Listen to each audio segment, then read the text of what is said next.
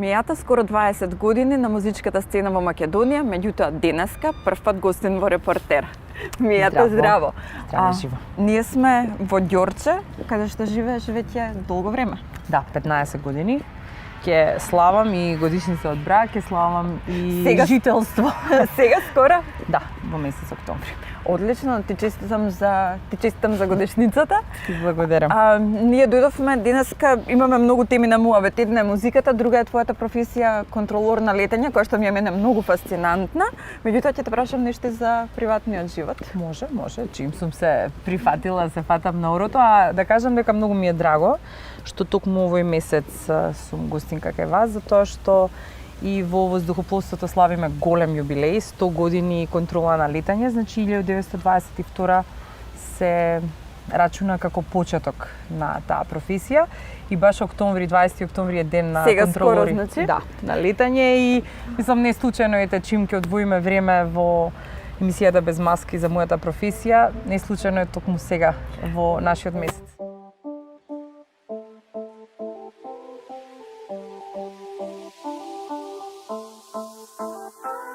Поводот поради кој што сме денеска тука е новата песна која што ја промовираше минатиот викенд, Пет, и која што кажа дека испеа на фестивал за контролори во Италија.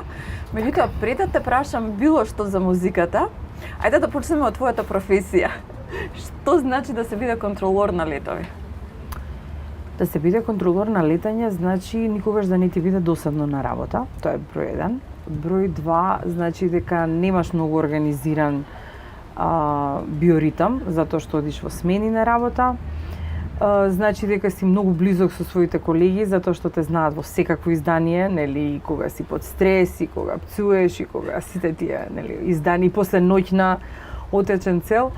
Меѓутоа, самата функција контролор на летање значи дека се уклучуваш на фреквенција и му даваш насоки, команди, инструкции на пилотот уште пред да го стартува авионот. Значи пред да почне со пушбек, со таксирање, со полетување, да го изнесеш надвор од државата, да го закачиш на direct routing авиопатишта и тоа е различен сегмент од летот, го работат различни видови на контролори. Имаме контролор на кула, приодна контрола и област на кој што работат прилети. Тоа најкратко што можам да го строчам сега. Чекам јас под прашање, па ќе видиме до каде ќе не однесе муаветот. Кога всушност почна да го работиш ова? Во далечната 2001.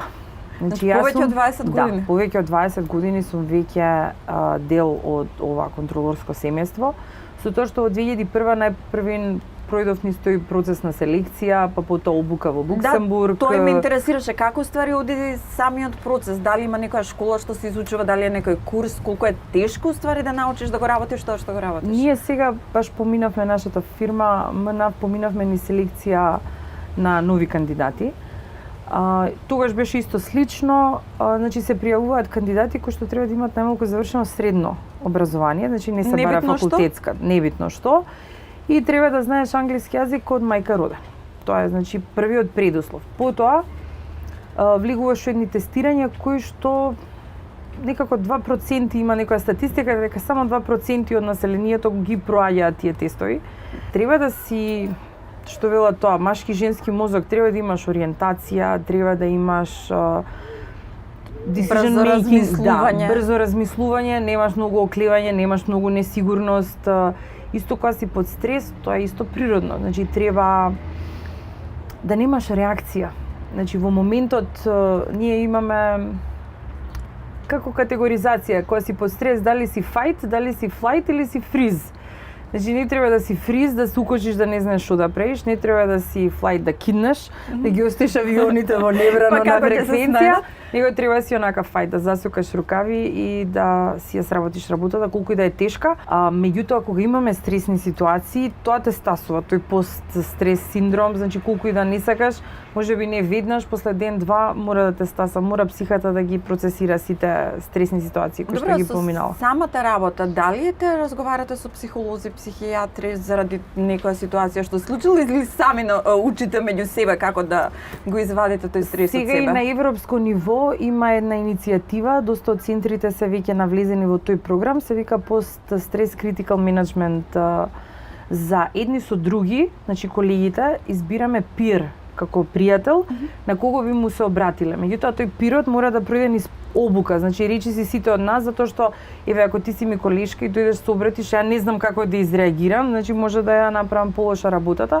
Тоа сме сега во иницијатива да го започнеме, меѓутоа редовно си одиме на психопрегледи, кои што ни се дел од медицинските прегледи и иницијално и секоја година. Нас нели толку веќе ни е влезена таа рутина, не ја доживуваме самата професија стресно, тоа е таа една природна предиспозиција за да биде така. И некако, што вика, доаѓам на работа да се одморам, да се разелектризирам психолошки, затоа што таа состојба контролор на летање ми е не толку стресна, мене природно. Прочитав дека си студирала медицина во САД и дека потоа се врати тука. Како е да студент по медицина стана контролор на летање? Од каде жилбата, устари, како се случи ситуацијата таа? Тоа беа чуда, некои turmoils космички. Јас тргнав при мед да студирам во САД, така е. И дури бев во процес, татко ми кој што беше физичар, астрофизичар, редовен професор на ПМФ, веќе доби покана за визитинг професор на факултетот јас кај што студирав во Урбана универзити во Охајо. И почина човекот на една недела пред да полетаме. Значи тоа бе ни чуда таму, само што се роди внук ми на мекици. Ти не отиде во Америка? Не, јас отидов 2 години студирав и требаше за зимски распуст да дојдам, сестра ми да се породи, внук ми се роди, на мекици татко ми почина. И толку тоа све се смени, значи се направи, како да кажам, можеби некоја психичка компонента во себе. Сам јас се вратив, си го завршив семестрот на 2 година, немав ни појма дека нешто такво ќе се случи, да менувам професија и така натака. И тоа кога ќе изгубиш еден родител, ти се пали оној surviving instinct да не ти се изгуби и другиот. И летото кога дојдов, мајка ми ја најдов во една не за мене својствена за неа агрегатна состојба.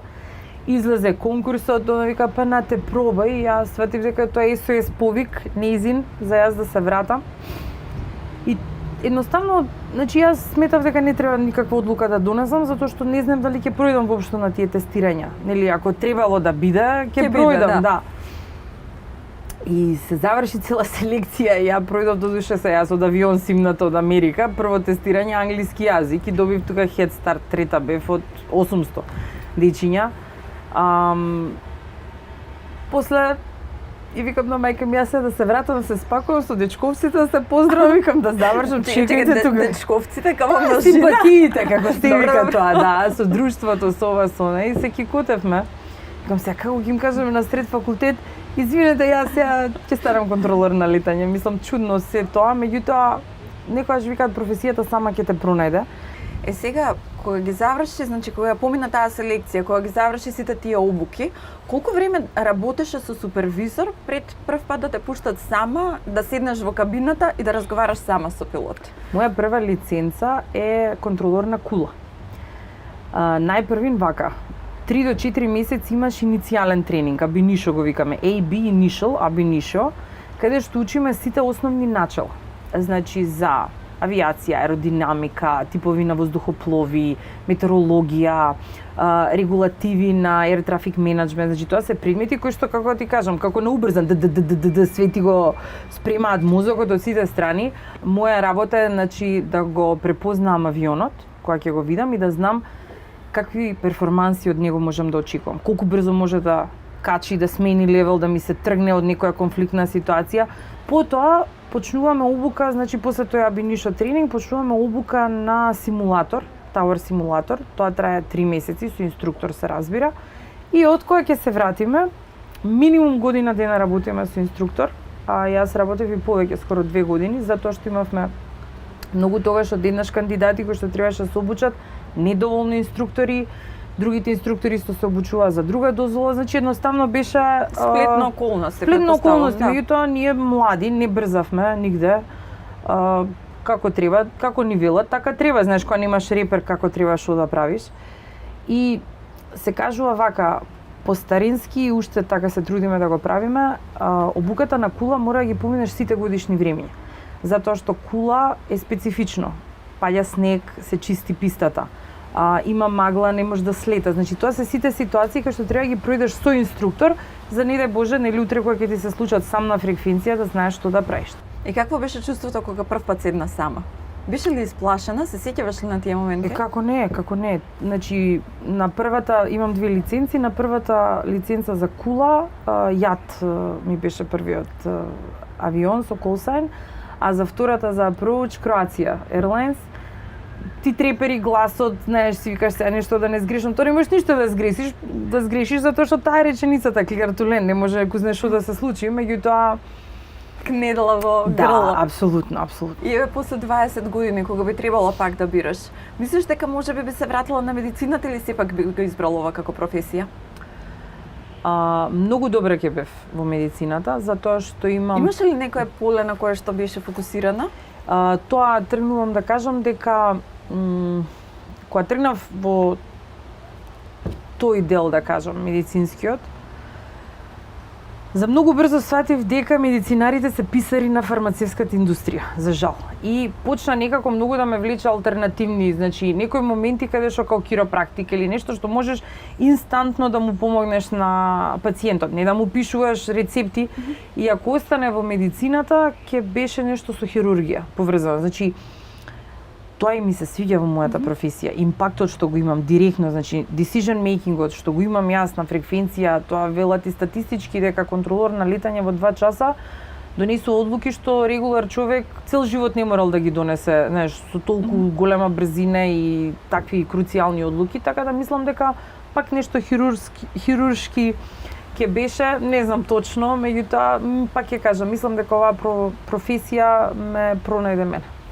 Ајде сега да продолжиме со нашиот муабет за музиката. Ја спомнавме, ја заборавивме, меѓутоа твојата професија е толку многу интересна, што јас мислам дека имам уште многу прашања, ама ќе ти ги поставам кои ќе се загаснат камерите. Договорам. Оно што го кажав пред да те прашам за твојата работа беше новиот сингл Paid кој што го промовираше минатиот викенд и ти ми кажа дека е испеан на фестивал за контролори во Италија. За каков фестивал станува збор? Музички. Значи, Controllers Music Festival, 4ти пат се одржа сега во Саленто во Италија. Тоа е како формат на екзит. Значи, 4 дена трае, по 4-5 бендови настапуваат на мейн стејдж, да.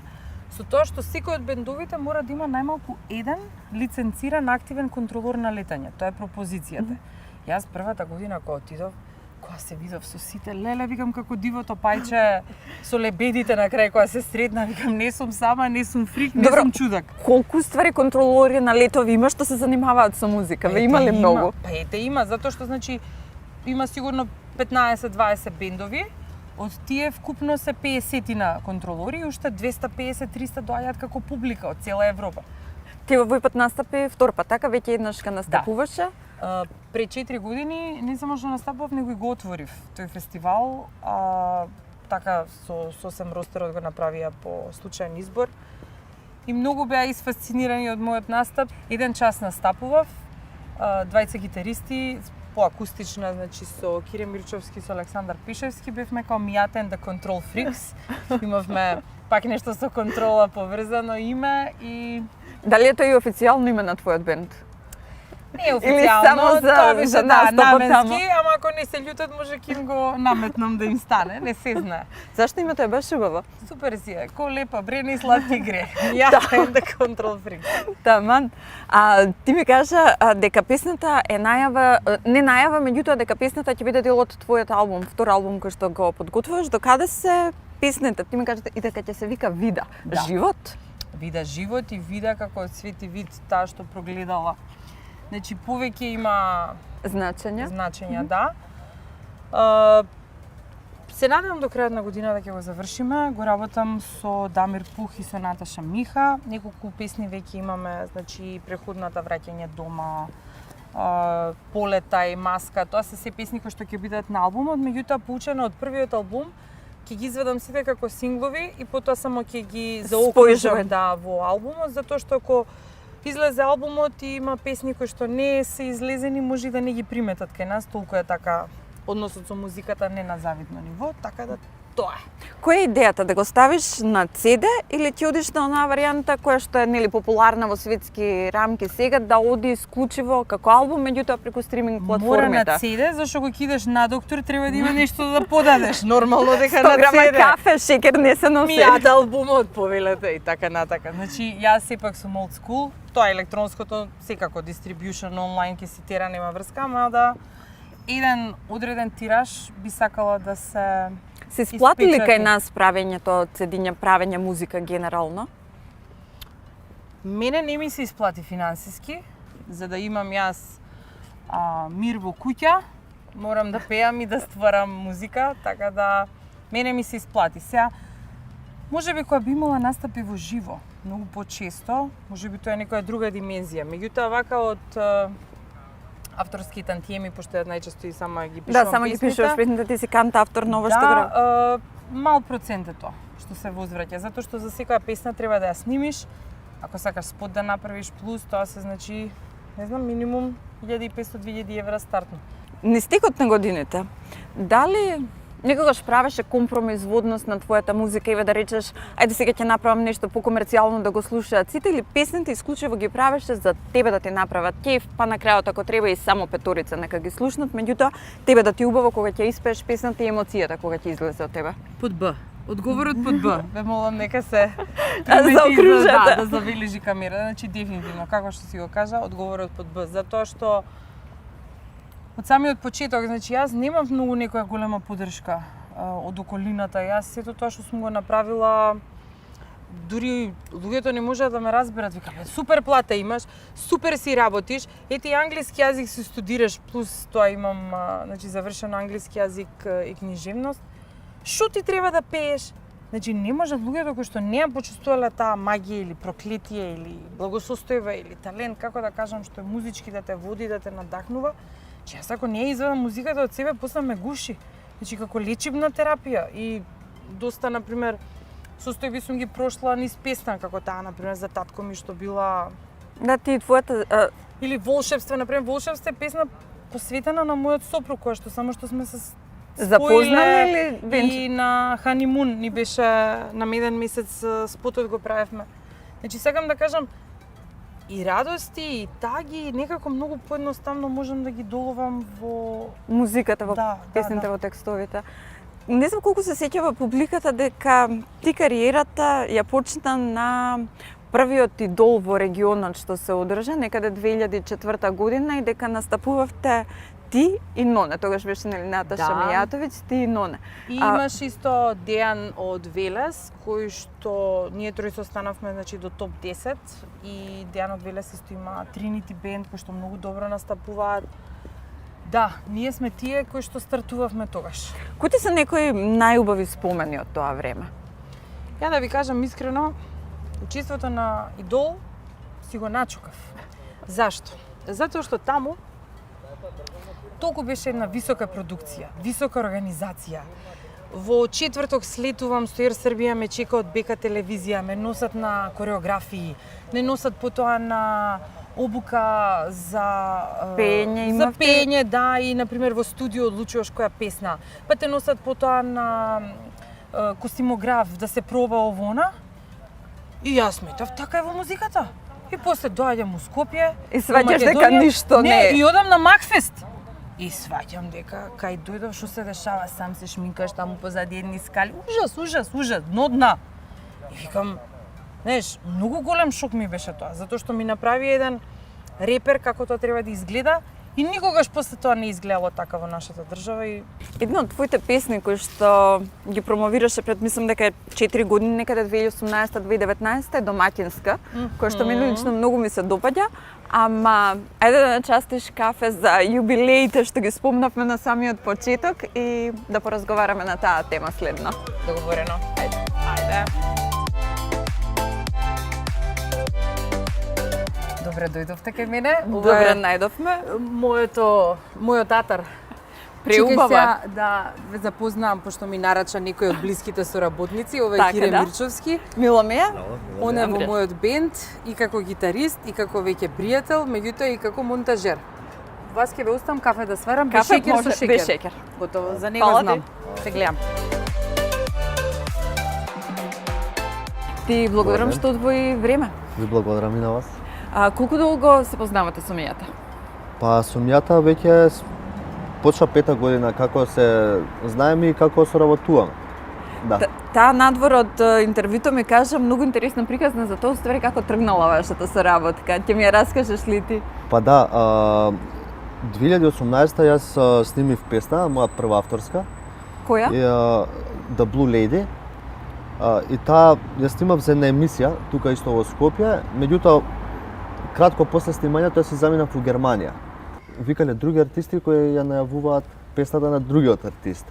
Ја повикале Мијата, не знам, ете, волда нешто, универзумот испратил таму Мијата. Она ја најавила песната и потоа ме најде на Инстаграм. И ме додаде и ми пиша и ми вика кога имам песни, има еден фестивал што ќе го се свири во Италија, да доеш да свириш со нас. Ја немав представа, мислев дека нешто покасно и си викам добро, окей, а за колку време? Па ми вика за еден месец. И викам тоа нема шанси. Меѓутоа она беше многу упорна. Као не, ти ќе свириш гитара со нас и тоа е тоа.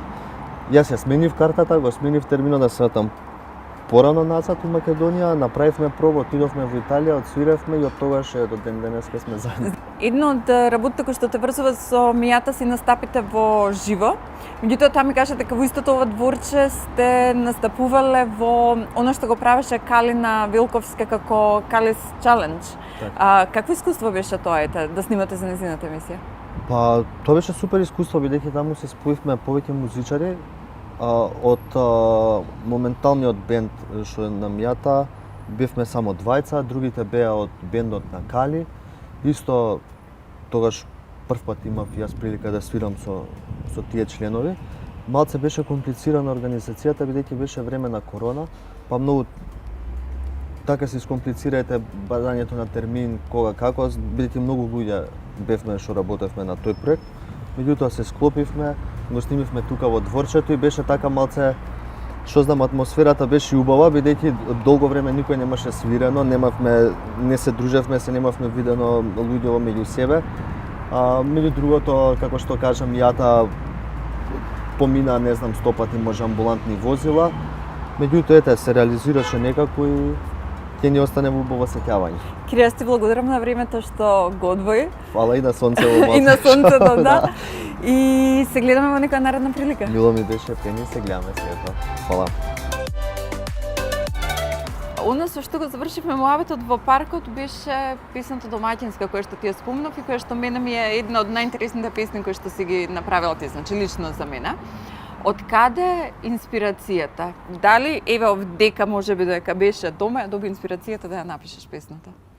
Всушност песната ја напишав на Пониква. Така ете тоа интересно се случи. Претходно беше некоја работна верзија на други јазици. Сепак јазиците, значи да, се нешто ми беше завртено на некој српски као фрајле дека треба да ја пеат, меѓутоа затоа и после на пример и самиот настап нели е со таква некоја енергија театрална овона. Меѓутоа текстот излезе сосем спонтано.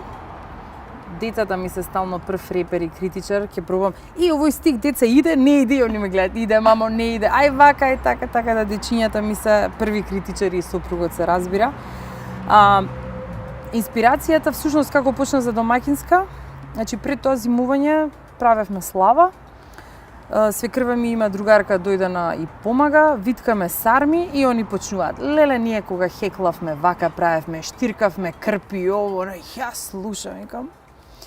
Океј. Што е ова, викам, што правите? Викам, со децата одевте на кино. Боже, пази, кај имаше време, хеклавме, милиња, ваму таму. И фактички од тој муабет произлезе сето тоа, да направиме на разлика, значи генерацијски ние сме колку, они се на пример 60-70 години. Значи 20 на 30 на години. Ние сме 30-40 за тој временски период од 30 на години, колку диаметрално се промениле на работите, затоа што јас не сметам за себе си дека сум некоја многу чурук мајка, домаќинка или не знам сопруга, знаеш, некако во рамките на модерното. Тука сум со пријателките, меѓутоа ние не хекламе, не штиркаме. Не веземе гоблени. Не веземе гоблени, после тоа имаш ајвар, купуваме, демек, ау, срамот ајвар купуваат или така. А се прави ајвар во дворчево? Сега веќе Греота не. е затребава. Не, сега веќе не. Ти имаш ли всушност време во денот да поминуваш ете малку во кујна, да готвиш? Дали сакаш всушност да готвиш? Или работата па не ти дозволува? Не е до работата. Ме зафркаваат домашните, кај ретко добро готвам, ретко е добро, да. Сега неодамна почнав еден режим кај нутриционистка Марија Лазич и она многу ме тера да готвам. Вака напри, така напри, леле како се возбудува кога зборува за храната, ја гледам.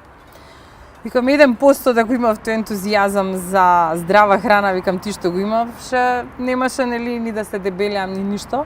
А има ли некој јадење што те децата многу ти го сакат, па заради нив затер им го спремаш стално? Не. Нема таква категорија. Децата сакаат све што ќе им направам и така.